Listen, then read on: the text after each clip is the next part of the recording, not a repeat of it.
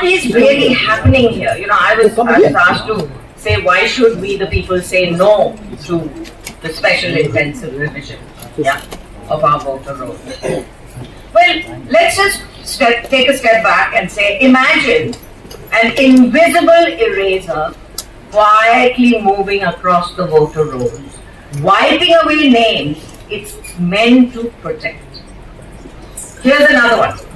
Or imagine a forest cleared with a chosen few trees left to stand, and the rest wither on the side, those trees that were supposed to be standing to nurture that forest. They are us, those trees. We are today witness to the keys of our democracy being changed for only the narrowly selected ones to open that door.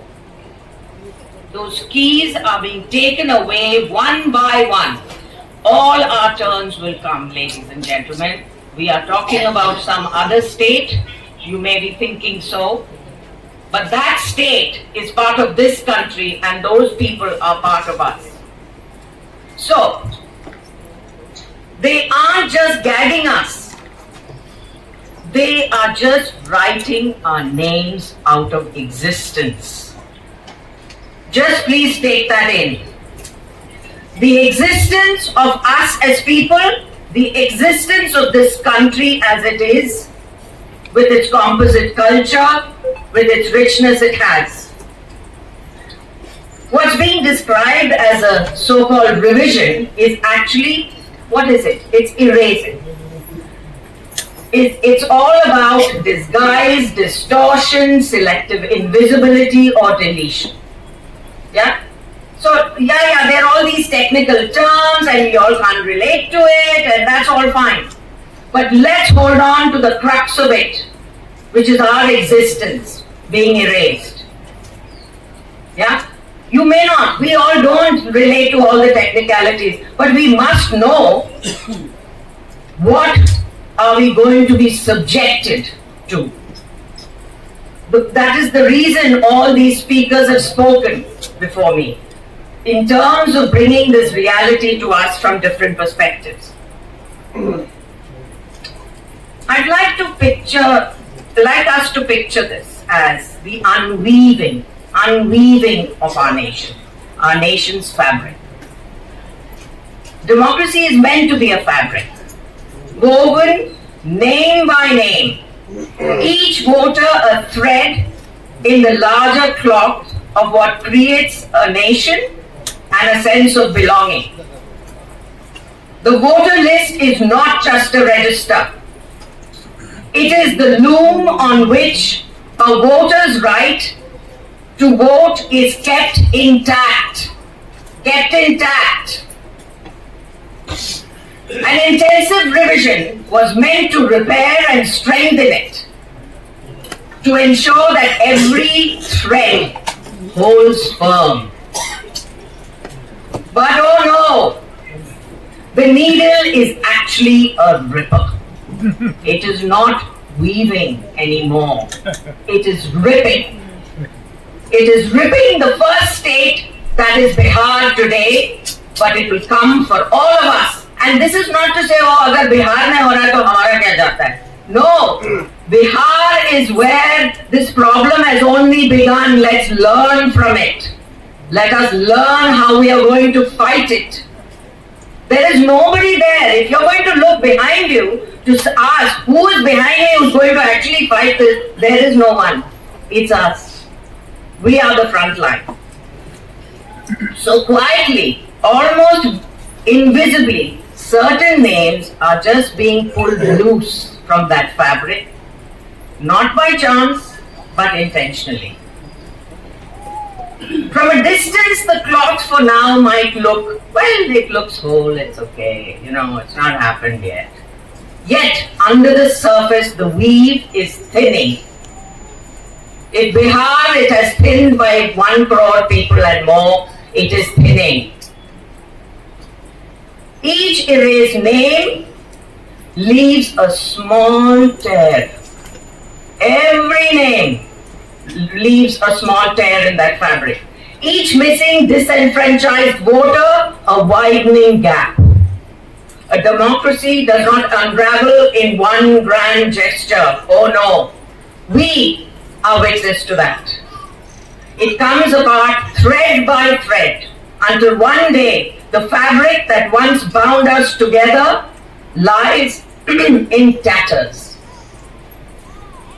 We await those tatters if we sit and watch. So, yes, the special intensive revision threatens every fabric of our country, every bit of that fabric. We the people represent a richness in our diversity, let's not forget that, but the SIR's manipulative mode risks destruction through the butchering of our voter rolls. I cannot call it anything else. Deny us what is rightfully ours. Remember, this began in Bihar with 65 lakhs in that draft voter roll. And it has only grown from there, and you don't know how many votes will be added, like Parkla was telling us, the whole machinery, the way it works, as how many more will be added in various stages of the cycle.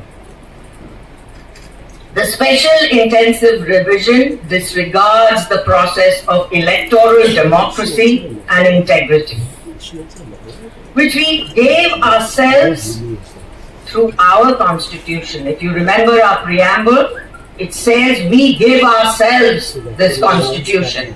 Well, if we gave it to ourselves, then we gave every word in that constitution to ourselves. So it is ours. So we have every right to reject, demonstratively reject what's happening. SIR is not a process of maintaining our electoral rolls. Rather, it destroys the electoral integrity that we expect from the constitutional institution that is in charge. Yes or no? Yes.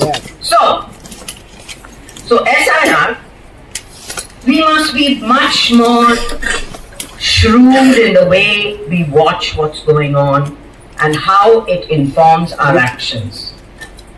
SIR is only one more tool in the ECI toolkit to manipulate the results of our elections. One more way of adding, subtracting in the counting of votes. This is, I hope, familiar to you. We have done Maharashtra, we have done Haryana, we have done Delhi, right? So let's not forget all this. It's not something new. So, the burden of proof, what has happened through this process is the burden of proof rests on us. This is what has happened in this whole transition. Right? We have to prove. What nonsense.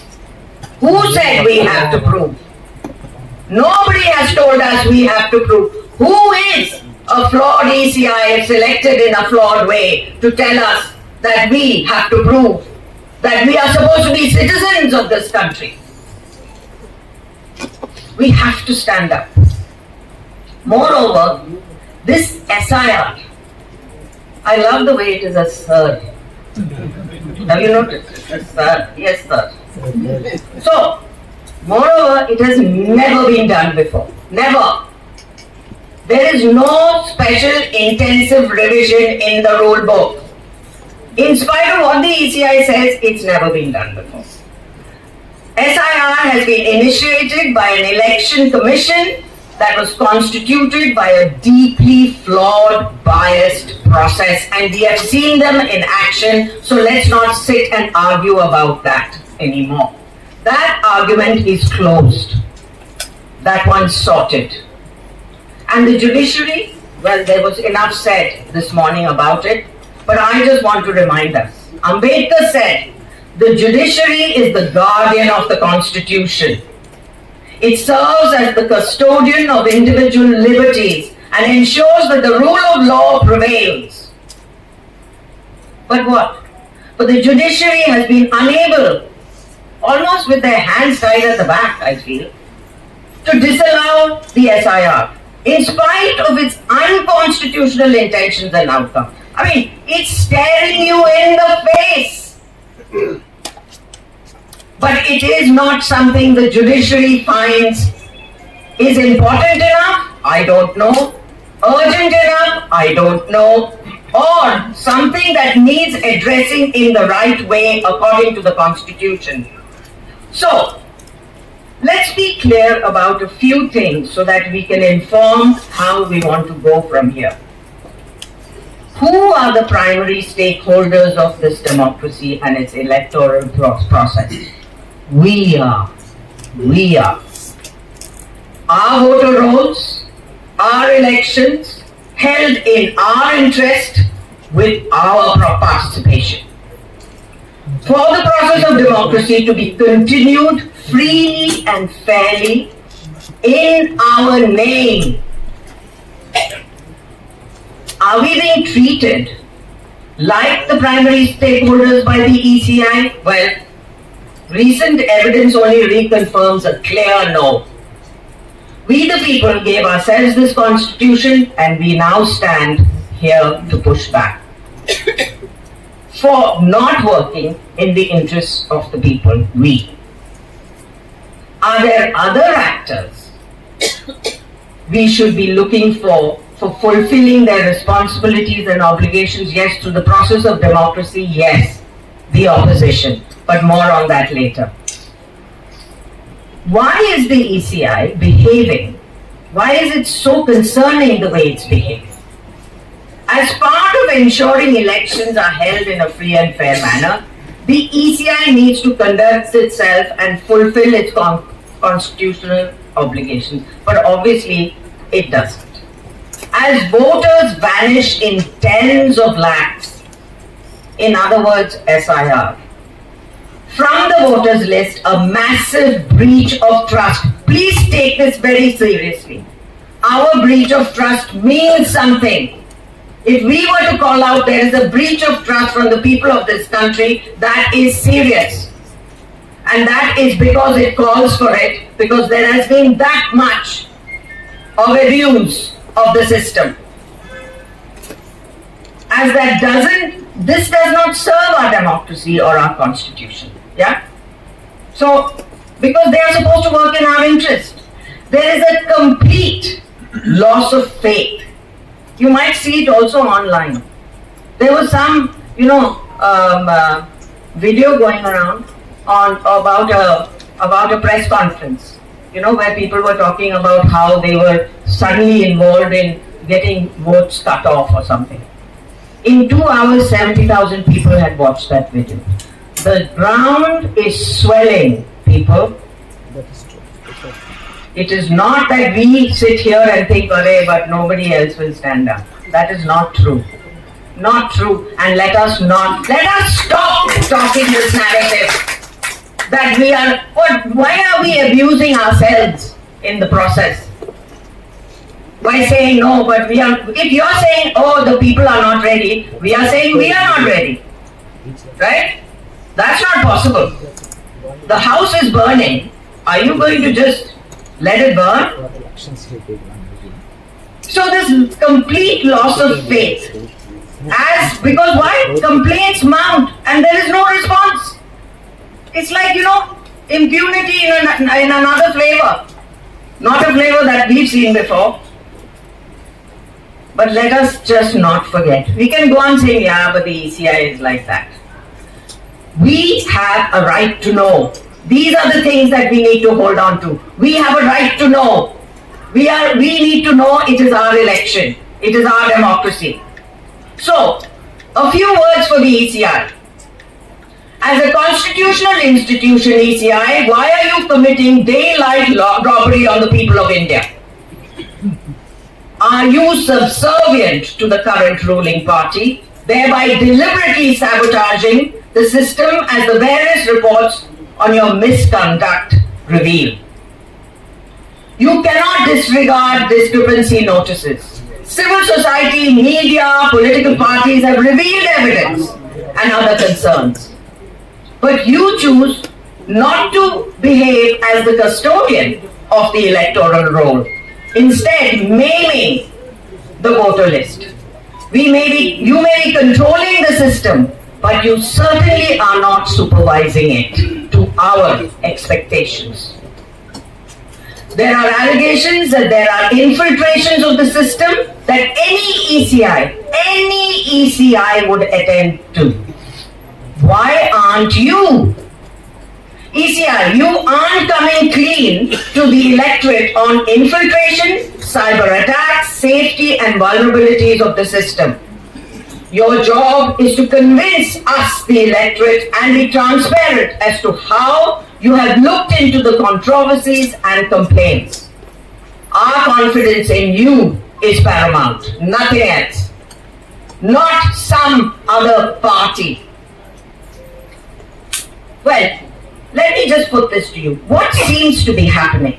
We seem to be suffering from what I'd like to call a contra syndrome. Needing to do one thing, but instead quite the opposite happens on various fronts. The electorate, the voters are supposed to be served by the ECI. Of course they're not. Their citizenship is further questioned on that basis. A voter's right is supposed to be safeguarded by the ECI. No, let's question them. Complaints, no, let's not investigate them. Voters are supposed to be registered one address. How many? There are some voters who are in various states, and then there are various voters at one residence address. Correct? You heard this, right? It's stale news if you ask me. An opposition, and please remember, I need you to hear this. An opposition that has garnered such ground support through its voter Adhikar Yatra in Bihar is participating, believe it or not, participating in this deeply manipulated system instead of outright rejecting it and standing by the people and our democracy. I think it's shameful.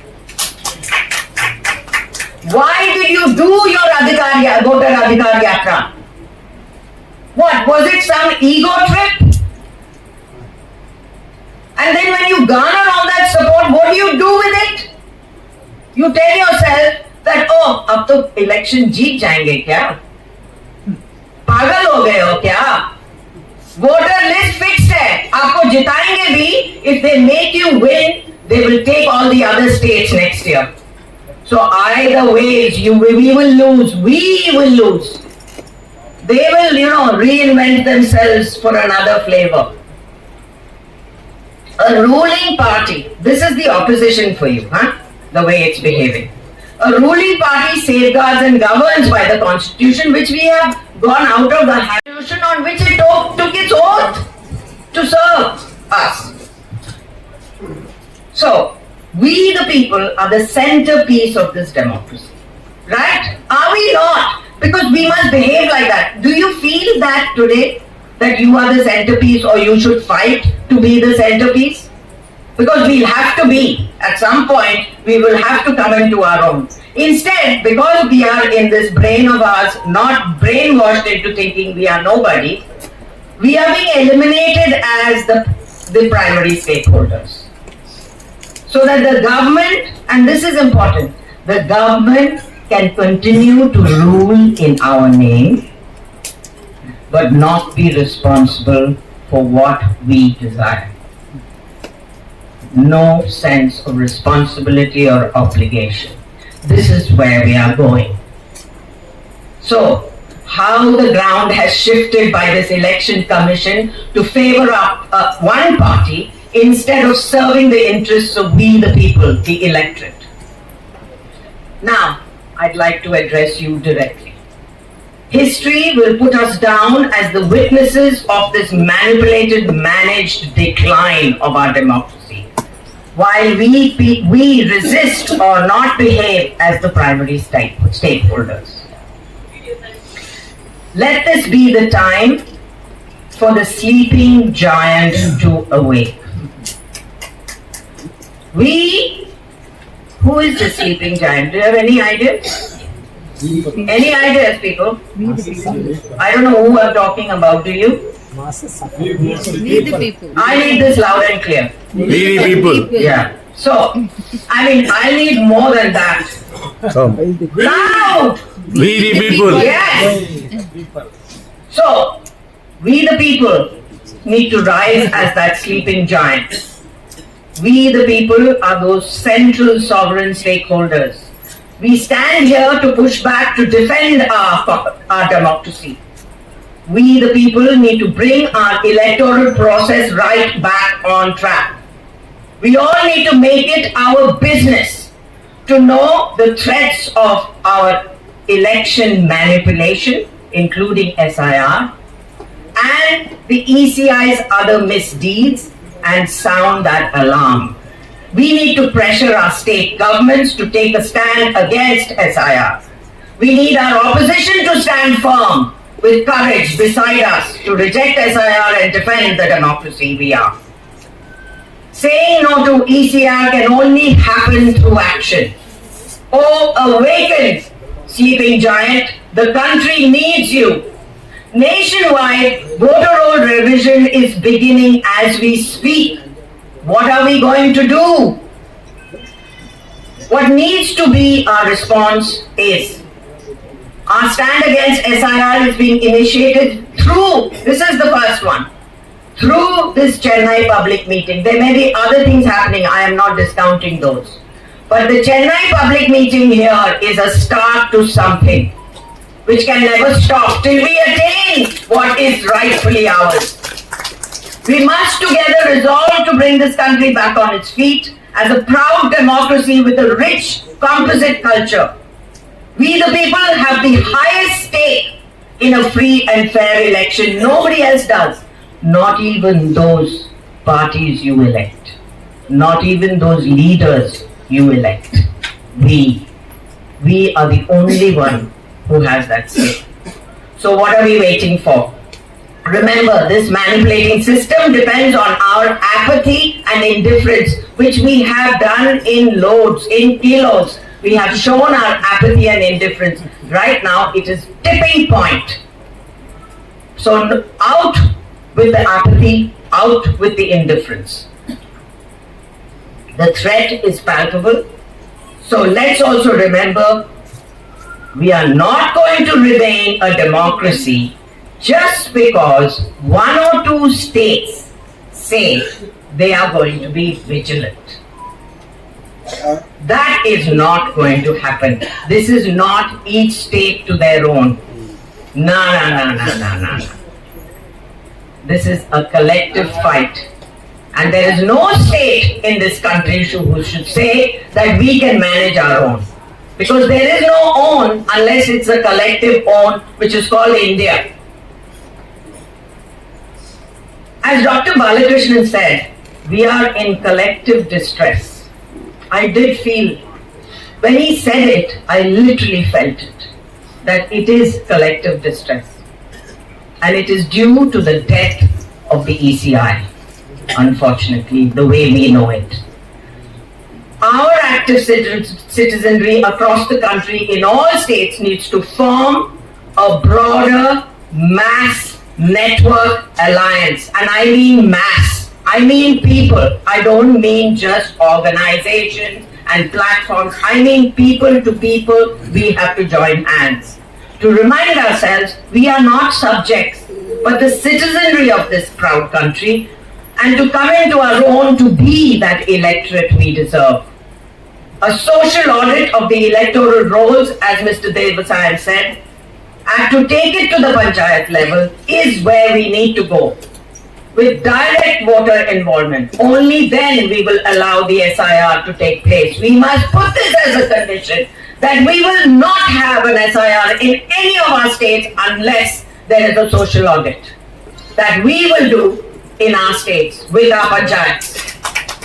There must be conditions on which the SIR is taken forward in every state. We cannot allow them to just roll over us and walk all over us.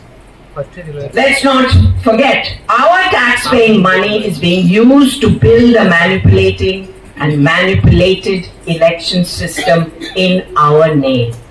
Every GST, 5%, 12%, 18%, plus income tax, whatever you do, you're paying for this. It's your bill.